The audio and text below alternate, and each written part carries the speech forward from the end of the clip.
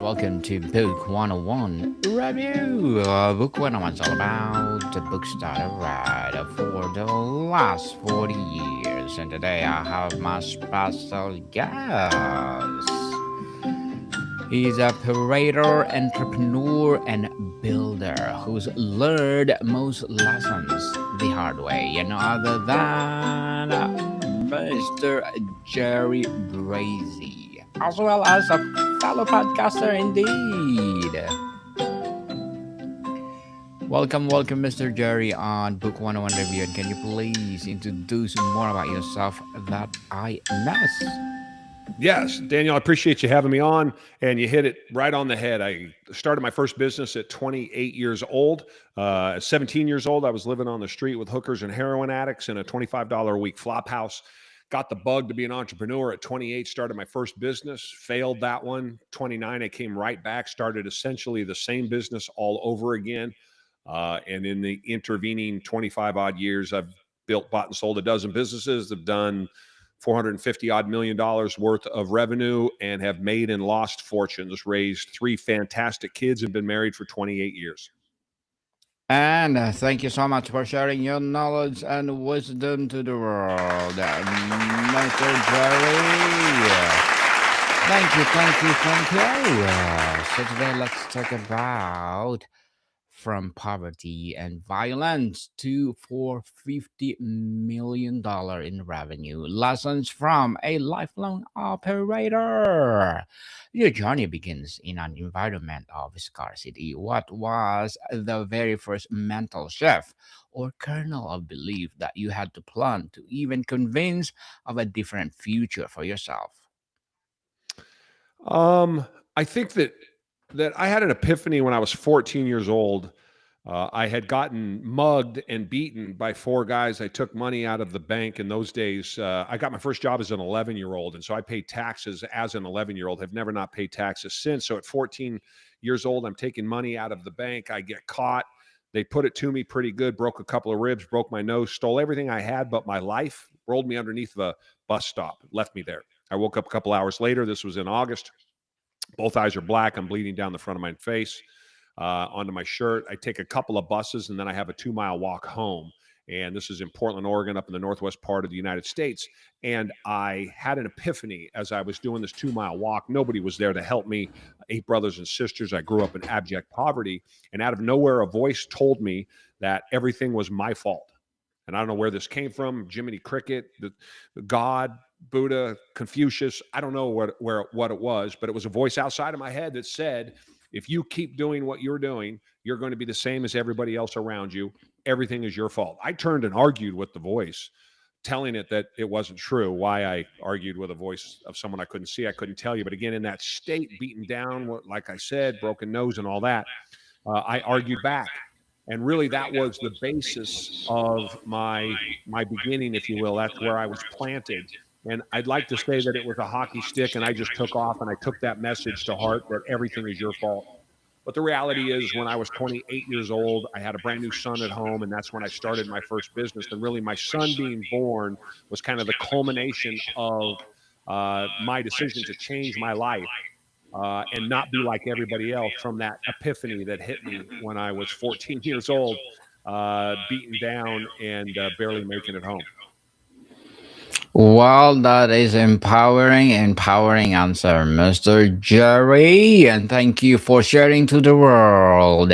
Experiencing poverty and violence often forces a hyper focus on immediate survival. How do you retrain your brain to start thinking strategically in the long term?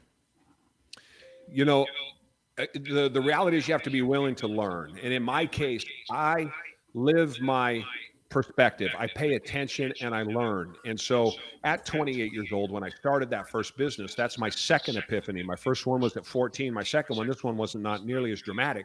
I'm sitting at my desk and I got approached by an outside group to finance the startup of a business just like the one that I was running. And ultimately, I took them up on it. But when I opened the packaging of what I would read, I had a prospectus in front of me, and I didn't know what it was. I had a balance sheet. I had a profit and loss statement. I didn't know what they were. And so that one was kind of, like I said, the culmination, that second epiphany that said, you better shut up and listen.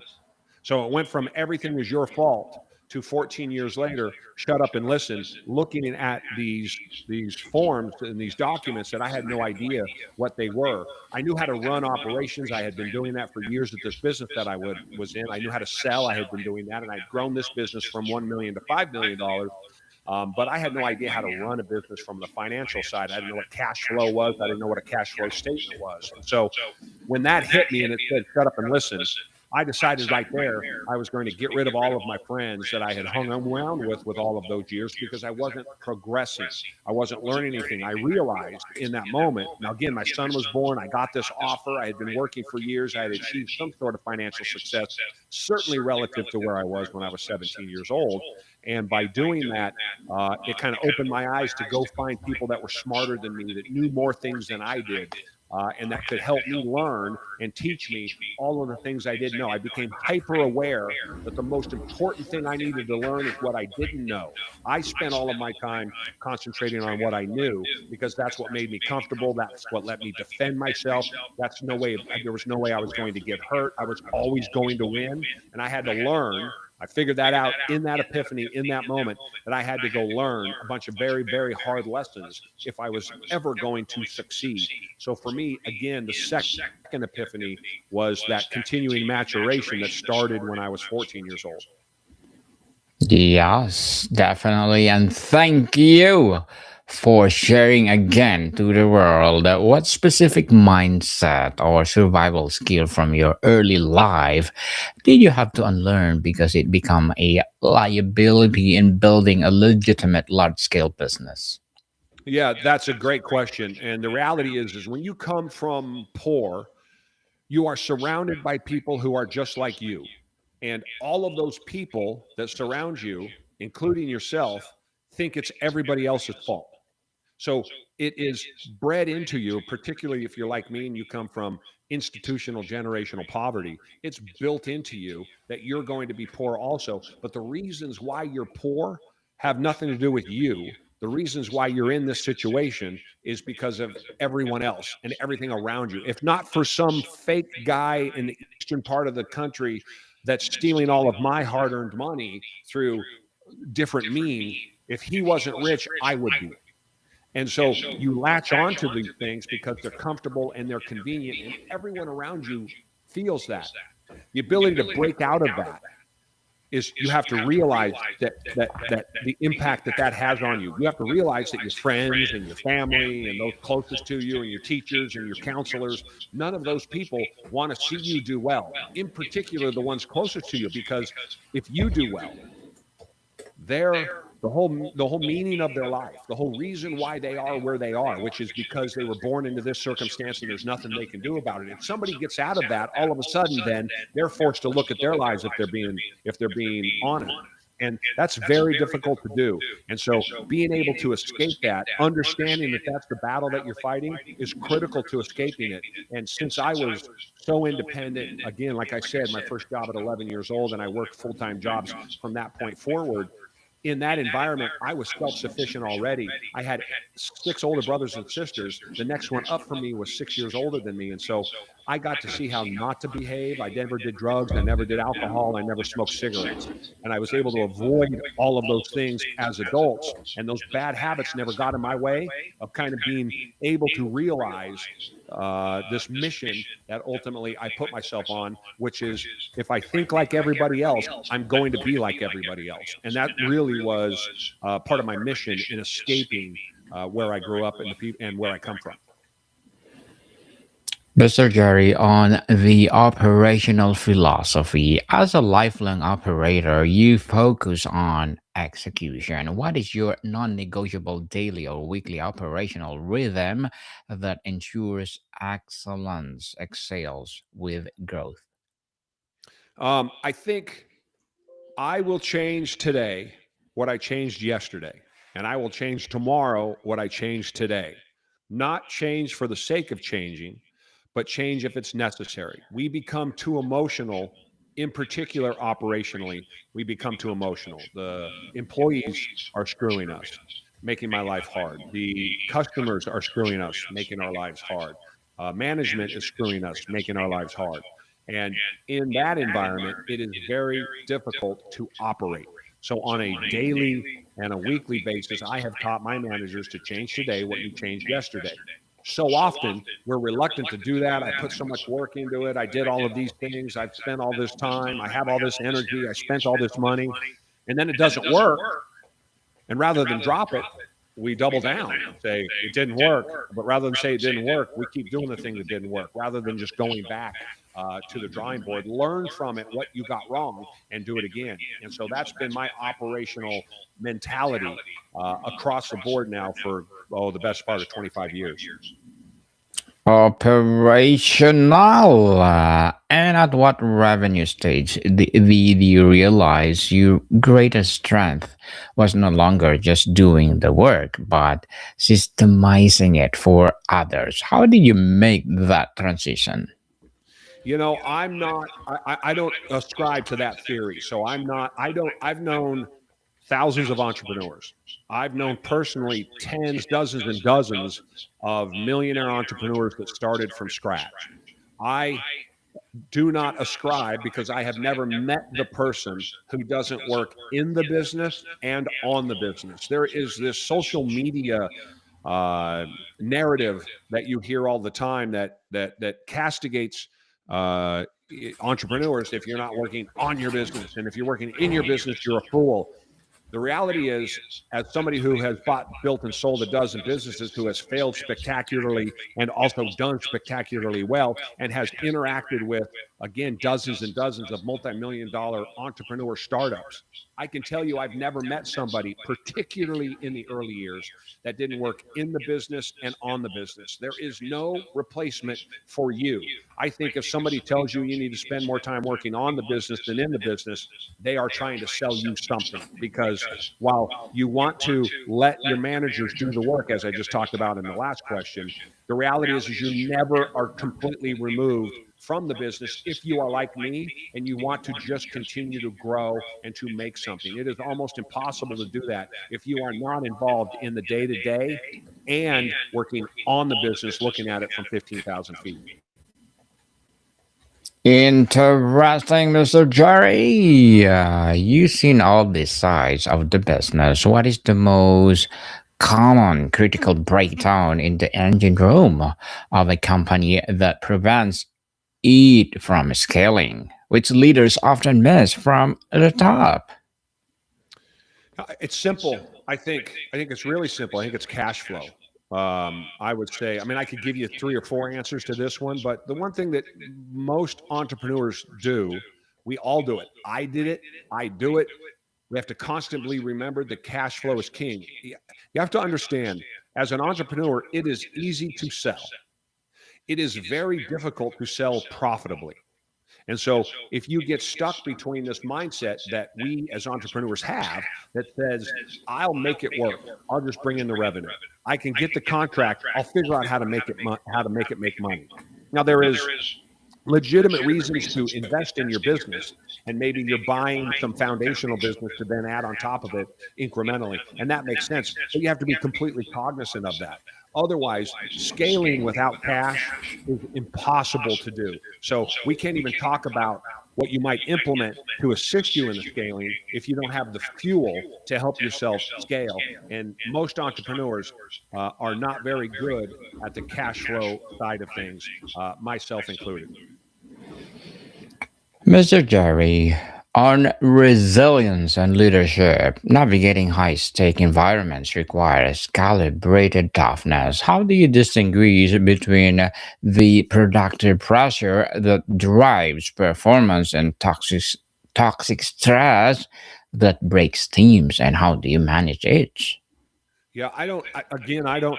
I'm not one that ascribes to those words. I don't use that terminology. I don't know anything about toxic anything. I'm not a me. I need me time kind of guy. I'm not a work life balance guy. Look, I look at the world like a caveman.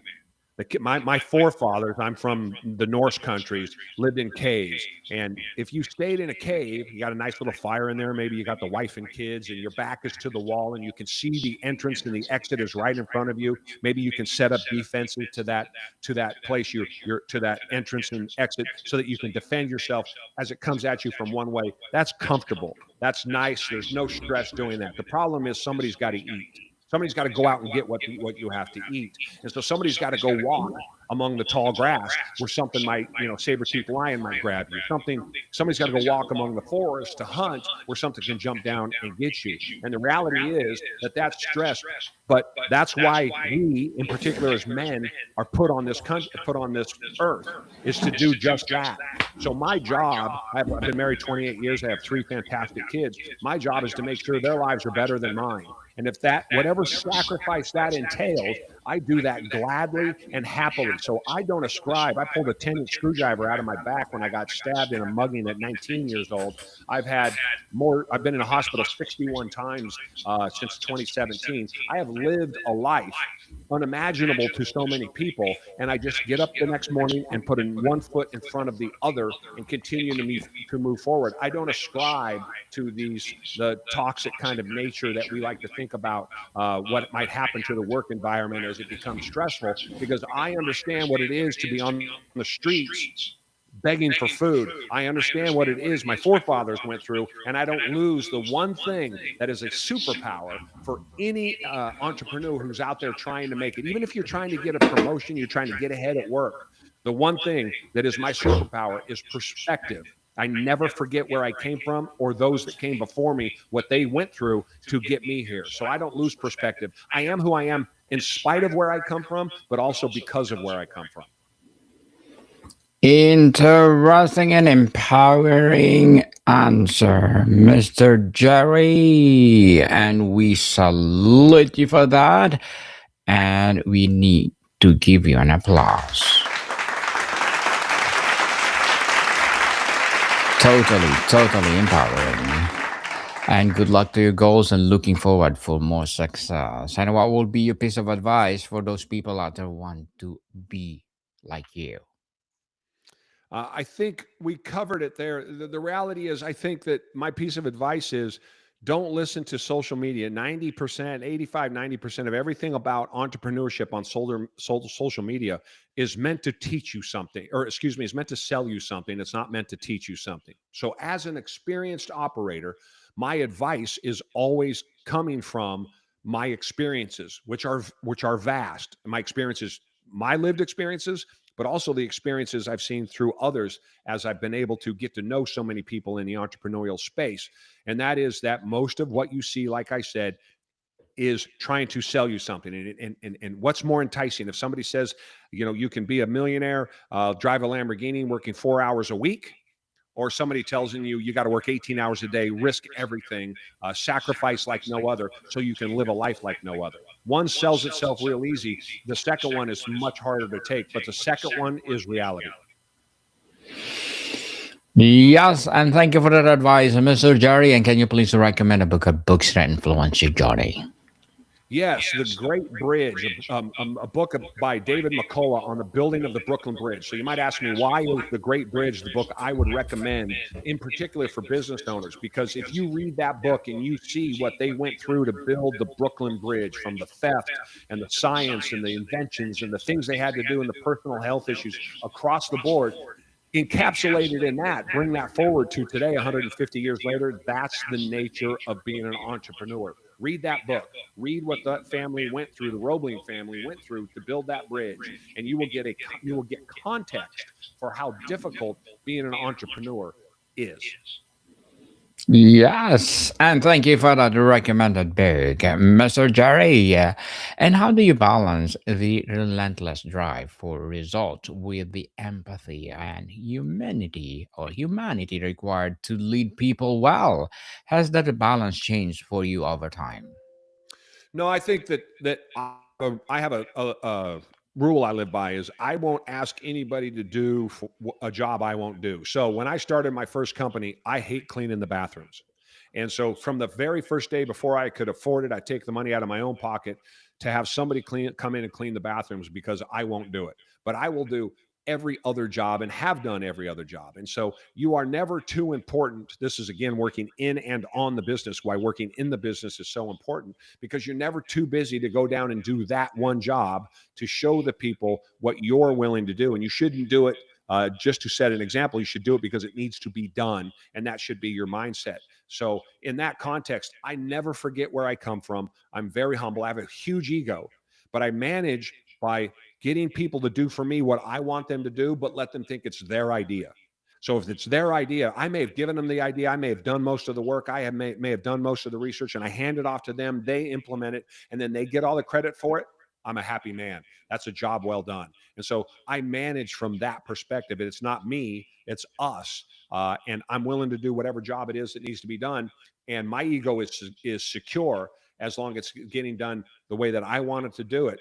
But they think it's their idea. Well done indeed. For an entrepreneur currently in the struggle, feeling overwhelmed by immediate pressure, what is one piece of operational advice you give them to secure a foundation for future scale? Yeah, this is an easy one. Every entrepreneur thinks that number one, anyone who doesn't know, being an entrepreneur is extremely lonely. When you are doing well, you have a whole lot more friends. When times get tough, your friends, your family, everyone disappears. It's fascinating. And so being an entrepreneur is generally lonely because you're in a very select group. And what happens is that we think as entrepreneurs, the problems that we're having, only us have. And that is a huge mistake because, again, as somebody who works with entrepreneurs via the Kronos group, my peer to peer group that I put together, and the hundreds of entrepreneurs that I have consulted with over the years, what you figure out is we all have the same problems. We're just too proud to ask for help. We're too proud. We always assume that the guy next to us who looks better, who's doing better, who seems everything's great, doesn't have the same issues that we do. What you understand once you have experience is that everyone has pretty much the same problems. So the key to that is to get a mentor, to find somebody that can work with you, a group like mine, the Kronos Group, thekronosgroup.org, that can help you navigate that. It was critical for me to belong to a peer-to-peer group 25 years ago when my company was doing $8 million. I did $4 million the first year, 8 the second, 12 the third, 14 the fourth. I was growing fast, and I joined this group, and this group was instrumental to my success because they were all 20, 30-year operators by that point, and I was brand new, and I just learned a ton from them. So in that loneliness, in that environment, understand that you are not alone. And if you want to scale, go find people who have done it before, who are where you want to be, and listen to them. Yes, find a mentor, people. If you could contribute your success to three core operating principles that are applicable to any business, what would they be, Mr. Uh, Jerry? Number one, or off the top of my head, number one easily is being an entrepreneur does not require a certain skill. You don't need skills, right? So you don't need to be specifically good at this thing or that thing.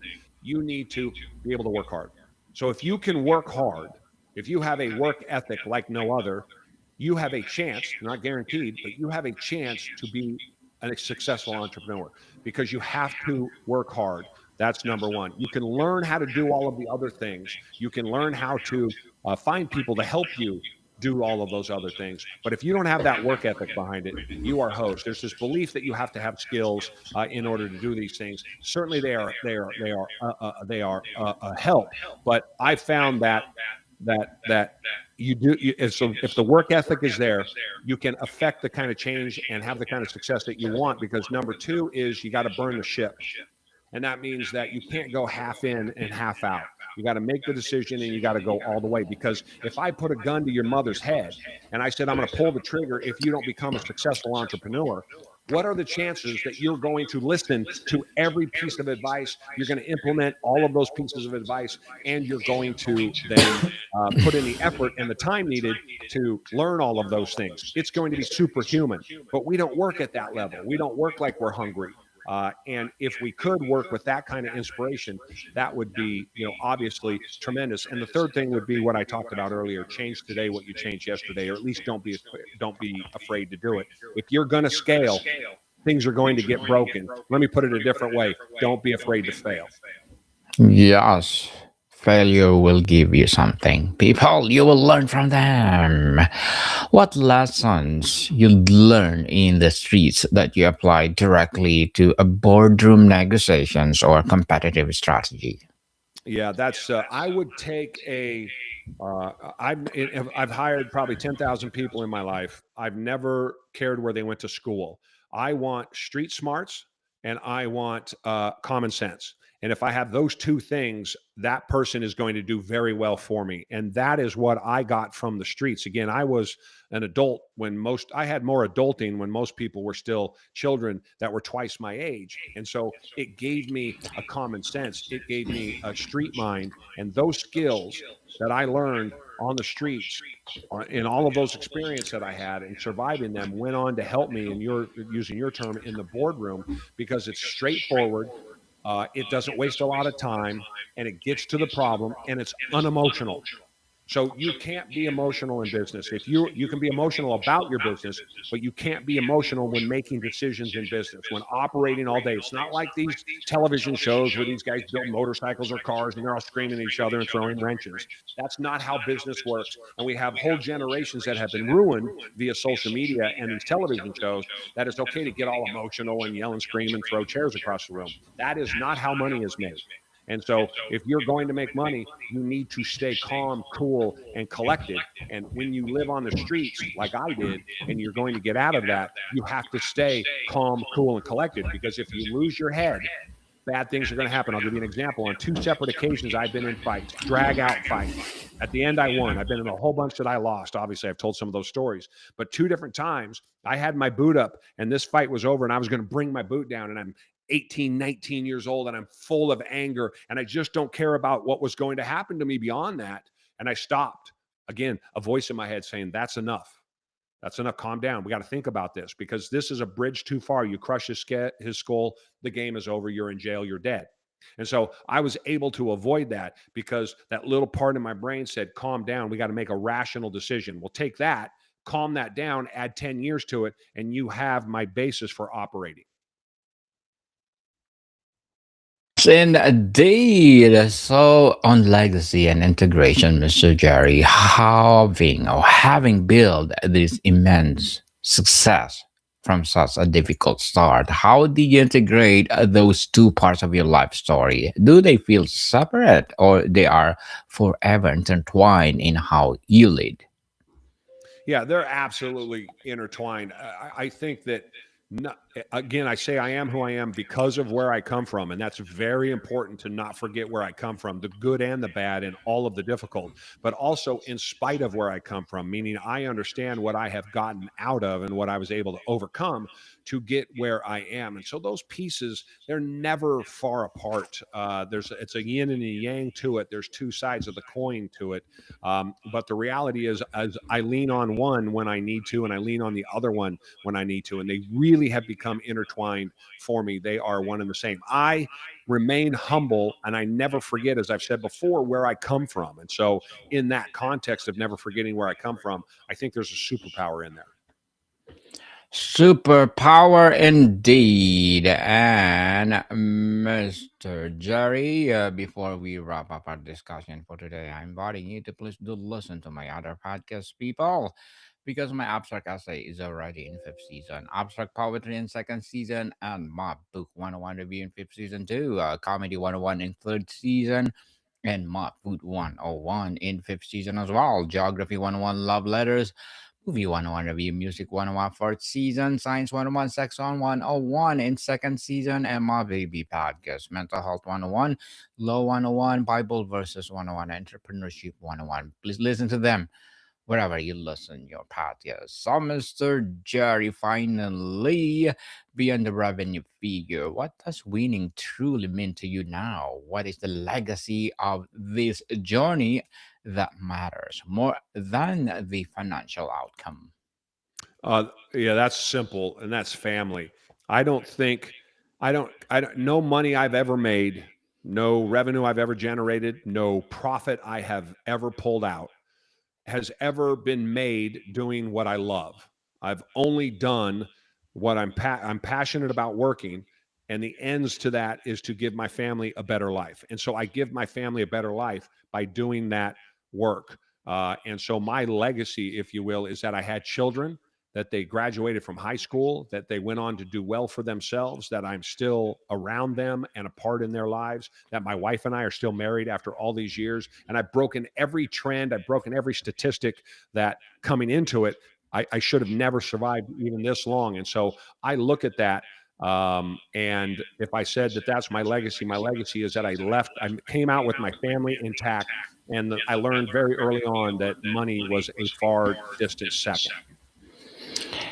Indeed, and again, thank you so much for sharing your knowledge and wisdom to the world, Mr. Jerry Brazie. Yes, so can you please invite our listeners to support your podcast, your advocacy, your business, or whatever projects that you're doing right now? Yeah, if you're an entrepreneur, I built the Kronos Group, the Kronos. Kronos was the god of time, the kronosgroup.org. Go check that out. It is my new peer-to-peer group.